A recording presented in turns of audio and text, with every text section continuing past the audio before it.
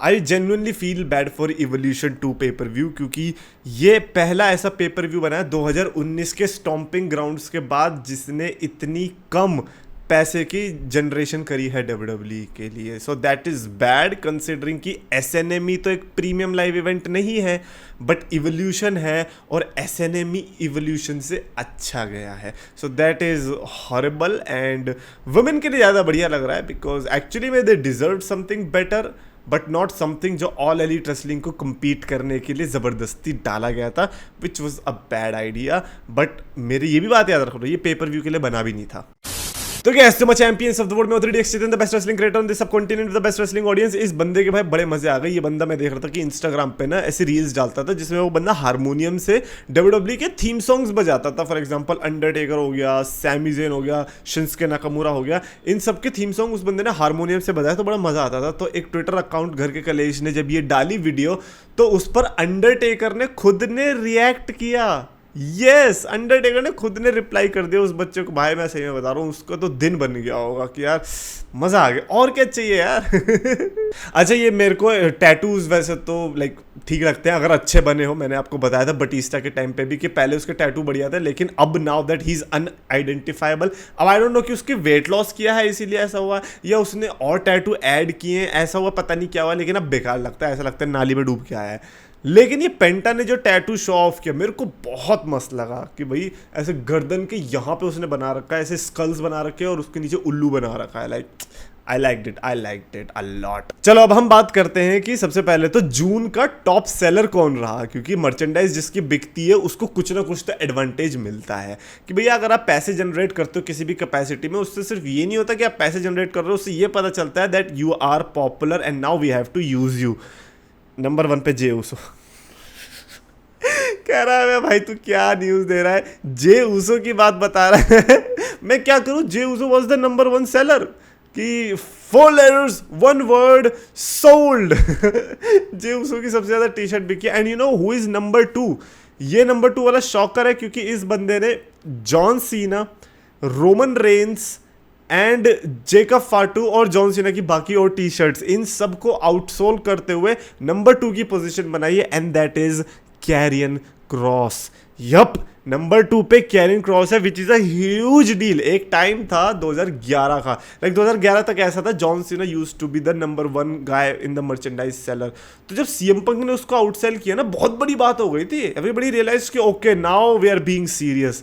अब सोच लो, जॉन सीना फेयरवेल टूर पे अपने करियर के आई वुड से कि पॉपुलैरिटी के मामले में तो पीक ही रीच कर लिया है उस बंदे ने। तो ऐसे में अगर उसको आउटसेल कर दिया है कैरियन क्रॉस ने तो ये बहुत बड़ी बात है। एंड यू नो उसको क्या मिलेगा, एक और बार जाके सैमी ज़ेन से हार जा। अरे भाई जो तुमने किया ना ये सऊदी अरेबिया में नाइट ऑफ चैंपियंस के अंदर, जैसे कैरियन क्रॉस हारा है, ये दुश्मन को भी ना करा है भाई, ये बहुत बुरी मौत मारा है तुमने कैरियन क्रॉस को। खैर नॉट जस्ट दैट, डब्ल्यूडब्ल्यूई ने जैसे याद है रेसलमेनिया के टाइम पे इन्होंने काउंटडाउन में जैसे 50 दिन बच रहे थे तो उन्होंने 50 ग्रेटेस्ट मैचेस रेसलमेनिया के वो काउंट्स करने शुरू कर दिए थे।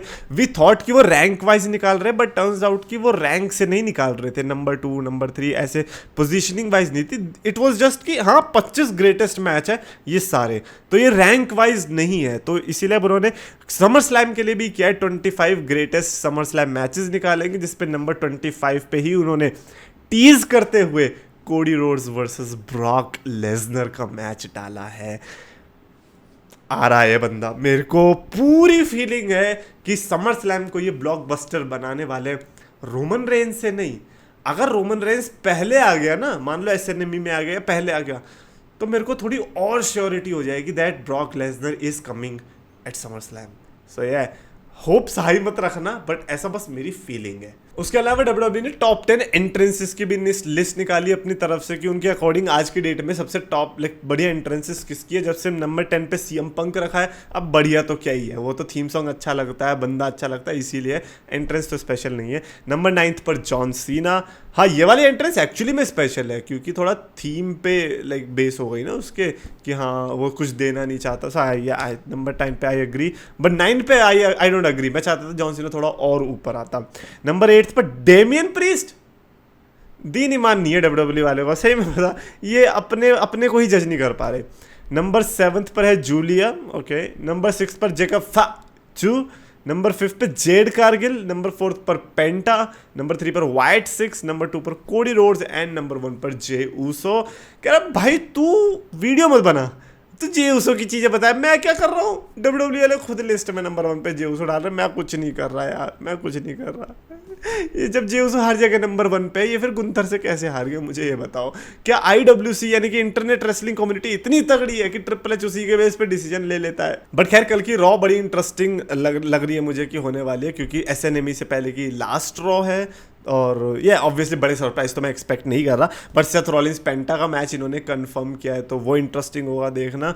एंड उसके अलावा let's talk about SNME actually, कि SNME में क्या हमें फेस टर्न, हील टर्न, कुछ ऐसा सरप्राइज देखने को मिलेगा, बिकॉज मेरे को लग रहा है मिलेगा। गोल्डबर्ग वर्सेस गुंथर भले ही इन्होंने अभी तक उतना बड़े तरीके से नहीं दिखाया है, बट एक्चुअली में it's a grand match, because what if Goldberg actually wins और किसी का रिटर्न, जैसे कि रोमन रेंस का रिटर्न इस समय पर बहुत भारी मात्रा में एक्सपेक्ट कर रहे हैं, जो कि रेसलमेनिया के बाद से हर इवेंट की बात है। हर इवेंट पे रोमन रेंस की एक्सपेक्टेशन तो हुई है, इवन ये लोग सऊदी अरेबिया में भी एक्सपेक्ट कर रहे थे। मैंने कहा सब ठीक है, बट तुमने सऊदी अरेबिया कैसे एक्सपेक्ट कर लिया कि वो बंदा प्लेन लेके जाएगा रिटर्न करने के लिए सऊदी अरेबिया में। भूल जाओ, ये तो होने से रहा। खैर, जैसे कि ड्रू मैकिंटायर का हमें कुछ स्पेशल देखने को मिल सकता है। ड्रू मैकिंटायर रैंडी ऑर्टन का मैच जो देखने को मिलेगा ना, ये बहुत मायनों में इंटरेस्टिंग होने वाला है। हो सकता है कि by the end of the show हमें कोडी रोड्स में उतना इंटरेस्ट ना आए जितना हमें रैंडी ऑर्टन में आ जाएगा। एक्चुअली में रैंडी ऑर्टन की कैरेक्टर आर्क को ये बहुत स्ट्रांग बना सकते हैं, जिस तरीके से इनके पास इस समय पर ऑप्शंस हैं। दो लगातार किंग ऑफ द रिंग की लॉसेस रैंडी ऑर्टन ने ले ली। इन जनरली वो कुछ अच्छा नहीं कर रहा है, और अभी रिसेंटली जो RKO पड़ी है, और उसके बाद वो नाइट ऑफ चैंपियंस में जो उसने पंट किक मारने की कोशिश करी थी, बट देन ही रिस्ट्रेन, तो वो जो एक उसका इविल साइड है ना, वो बाहर आने को जो तड़प रहा है, वो जो बोतल का ढक्कन खुलने को रेडी है, उस ढक्कन को ही खोलना बाकी है। बिकॉज जब वो ढक्कन खुल गया, इन सब की बोतलें खाली होती फिरेंगी फिर सब, जितने भी ये लोग घूम रहे हैं ना इधर उधर। तो ये I am just waiting for that, कि आई होप कि हमें एक रैंडी ऑर्टन का वही OG वर्जन देखने को मिले। That's what we all want. और उसके अलावा इवोल्यूशन 2 की तो मेरी प्रेडिक्शन नहीं आने वाली, बिकॉज थोड़ा ऐसा लग रहा है कि मैं क्या like what do you want to talk about Evolution 2 यार। रिजल्ट बताऊं, लाइक जब पेपर व्यू के अंदर वुमेन्स के मैच होते हैं, अगर इंटरेस्टिंग नहीं है तो मेरा उसमें बताने का मन नहीं करता। तो ये तो पूरा ही पेपर व्यू मेरे लिए इंटरेस्टिंग नहीं है। अब देखो 7 दिन बचे हैं, मेरे को बताओ आप में से कितने लोग हैं जो Evolution 2 उठ के देखने वाले हैं। रिजल्ट तो मैं भी देखूंगा, ऐसा नहीं है, हो सकता है क्लिप्स भी देखूंगा, लाइव कौन देखने वाला है ये मुझे बता दो। That's it. आपको वीडियो पसंद आया तो प्लीज लाइक और शेयर और चैनल सब्सक्राइब करो।